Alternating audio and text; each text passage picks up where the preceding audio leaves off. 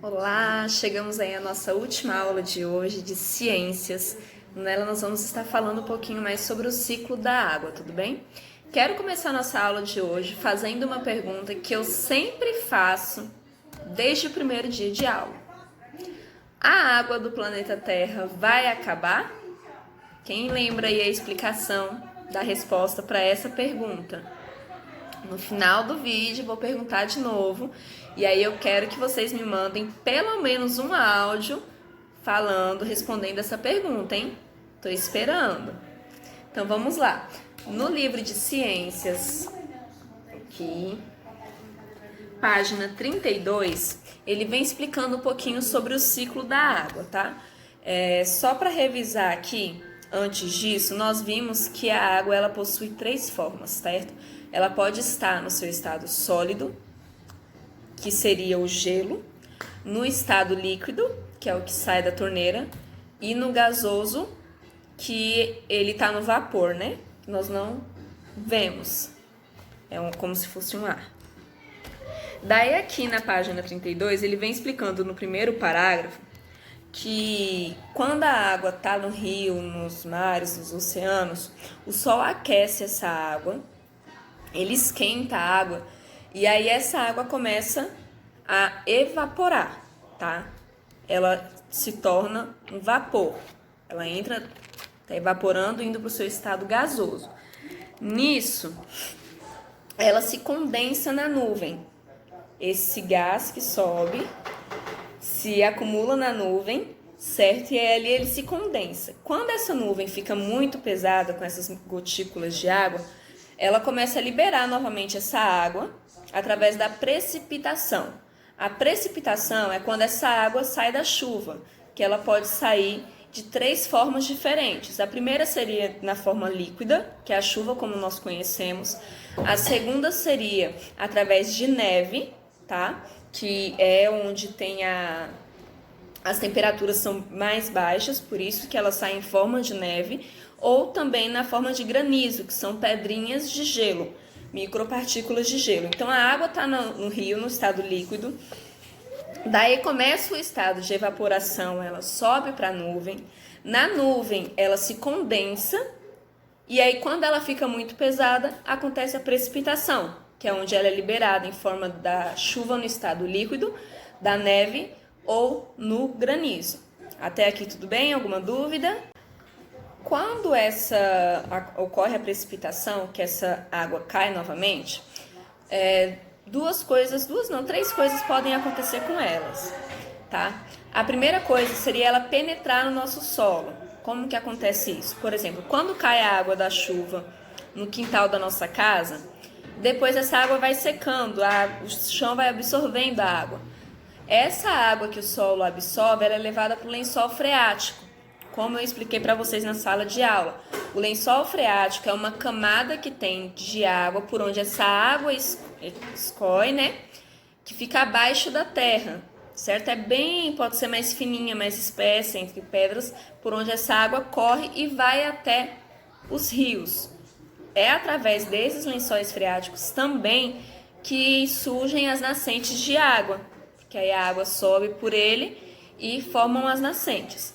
Então, esse seria o primeiro caso, dela ser absorvida pela terra, ir até o lençol freático e aí de lá ela ser encaminhada para o mar. Ou no segundo caso, que ela pode cair já direto no mar, no rio, no lago. Ou o terceiro, que é o caso, por exemplo, de quando ela cai em forma de neve no pico das montanhas, que ela fica lá e aí, de acordo com a temperatura, a neve derrete e o ciclo se inicia todo novamente, tanto na geleira, quanto no lençol freático, quanto no rio. A água se aquece, evapora, condensa, daí vem uma camada fria na nuvem. O peso das gotículas de água na nuvem faz com que haja novamente a chuva. Então, vou tornar a repetir. A água do planeta vai acabar? Não. Por quê? O ciclo é sempre o mesmo. A água não some do planeta. Ela evapora, condensa, precipita, cai em forma de chuva. A água do planeta nunca vai acabar. O que vai acabar é a água potável. a água própria para consumo, ok? Vocês vão responder aí agora a atividade da página 33, tá bom? Na número 1, ele pede para vocês observarem a ilustração. Essa ilustração está falando sobre o ciclo da água. E aí ele pede para vocês pintarem de verde as setas que indicam que a água dos oceanos, dos rios, dos mares está evaporando, da terra, né? As águas que estão evaporando. E de amarelo, ele pede para vocês pintarem a água que volta em forma de chuva, penetra pelo solo, formando os lençóis freáticos. Então, no livro está bem explicadinho. Vocês vão pintar as setas de acordo com o processo que está acontecendo no ciclo da água. Na número 2, ele pede para vocês enumerarem os quadradinhos, cada fase da água. Então, por exemplo, no ciclo da água, qual é a primeira coisa que acontece? A evaporação. Então, você vai pegar o desenho que está falando sobre evaporação e vai colocar o número 1. Da mesma forma, você vai fazer nas outras duas perguntas, nos outros 2 desenhos. E na número 3, vem perguntando o seguinte: o que quer dizer o vapor da água esfria e condensa? Aí você vai explicar o que essa fala, o que essa frase significa, tá bom? Agora no finalzinho da aula eu vou estar deixando um videozinho para vocês também sobre o ciclo da água, tá? Qualquer dúvida que vocês tenham, Gabi, eu não entendi o conteúdo, vocês podem estar me procurando, que eu vou estar explicando novamente, não tem problema, tá bom? A nossa aula hoje foi um pouquinho mais rápida por ser um conteúdo que eu já havia introduzido em sala. Hoje eu só fiz mesmo a questão de aprofundar mais, de fazer mais um pouquinho mais detalhado sobre a explicação de cada processo, tá bom? Então, por hoje é só. Muito obrigada e agora só nos veremos na segunda-feira, então bom descanso. Quem não terminou o projetinho, a pesquisa, aproveitar aí agora esses diazinhos que vai ter aí quinta e sexta sem aula, sem atividade, para poder estar desenvolvendo a pesquisa, tá bom? Bom descanso, um beijo e até segunda-feira.